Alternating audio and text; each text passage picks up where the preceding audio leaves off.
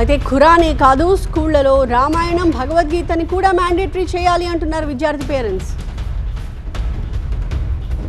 బాబు dairy చూస్తే అందులో read kalma, read సూరా ఫతే అని రాసినారు. నేను వెళ్ళి క్వశ్చన్ చేసిన, ఎందుకు అట్లా రాసినారు అంటే అది religious practice, it's mandatory for every one. అంటే రిలీజియస్ ప్రాక్టీస్ అయినప్పుడు భగవద్గీత కూడా మ్యాండేటరీలో తీసుకురండి, రామాయణం కూడా మ్యాండేటరీలో తీసుకోండి, బైబిల్ని కూడా మ్యాండేటరీ తీసుకోండి, చైనీజం రిలీజియస్ బుక్స్ని కూడా మ్యాండేటరీగా తీసుకొని రండి.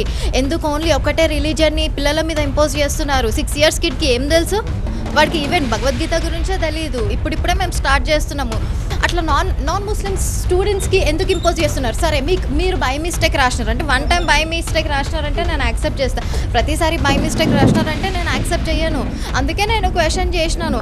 నేను చూసిన కాబట్టి క్వశ్చన్ చేసిన. నేను చూడకపోతే అది ఫర్దర్ కంటిన్యూ అవుతుండే, ఫర్దర్ పిల్లలందరికీ కంటిన్యూ అవుతుండే. ఎందుకు అట్లా చేస్తున్నారు? నేను ఫస్ట్ టైం అడిగినప్పుడు అట్లా అన్నారు, సెకండ్ టైం అడిగినప్పుడు బై మిస్టేక్ రాసిన అంటున్నారు. అంటే మీ వర్డ్స్ మీద మీకే క్లారిటీ లేదు, ఇంటెన్షనల్గా రాసినారా అనే ఫీలింగ్ డెఫినెట్లీ నాకు వస్తుంది. ఇన్స్ట్రక్షన్స్ లేకుండానే అట్లా రాస్తారా? ఓకే, మీకు అంతా మీరు బై మిస్టేక్ రాసినా అని ఫీల్ అయ్యింటే దాన్ని నేను అడిగిన, ఎందుకు అట్లా రాసిన అంటే అదొక సబ్జెక్ట్ అని చెప్తున్నారు నాకు. సరే, అది సబ్జెక్ట్ అయినప్పుడు ఆ సబ్జెక్ట్ ఏ పిల్లలకి లేదో వాళ్ళ డైరీస్ అన్ని సెగ్రిగేట్ చేసి సార్ట్ చేసి పక్కన పెట్టండి. వీళ్ళకి మాత్రమే ఆ సబ్జెక్ట్ ఉంది, వీళ్ళకి మాత్రమే రాపియండి. వీళ్ళకి ఎందుకు రాపిస్తున్నారు?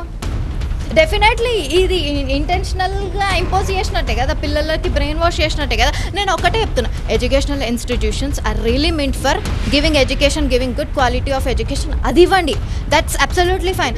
వాళ్ళు ఫర్దర్గా పెద్దగా అయ్యి ఫ్యూచర్లో వాళ్ళు రిలీజియన్ తీసుకోవాలంటే వాళ్ళ ఇష్టం, అది పర్సనల్గా వాళ్ళ చాయిస్. ఎవరిని ఫోర్స్ చేయద్దు రిలీజియన్ విషయంలో. నేను అది ఒక్కటే చెప్తా. ఇట్లాంటివి రాసినప్పుడు ఏమైతే వాళ్ళు లిటరల్లీ ఇంపాక్ట్ అవుతారు, దాని గురించే ఆలోచించడం స్టార్ట్ చేస్తారు, ఎందుకు ఇట్లా రాసినారు అని. అది ఒక పాయింట్లో డెఫినెట్గా అది ఇంపాక్ట్ అవుతాయి. నేను ఒక్కటే చెప్తున్నా, institutions please behave as an institution, behave as a mature institutions.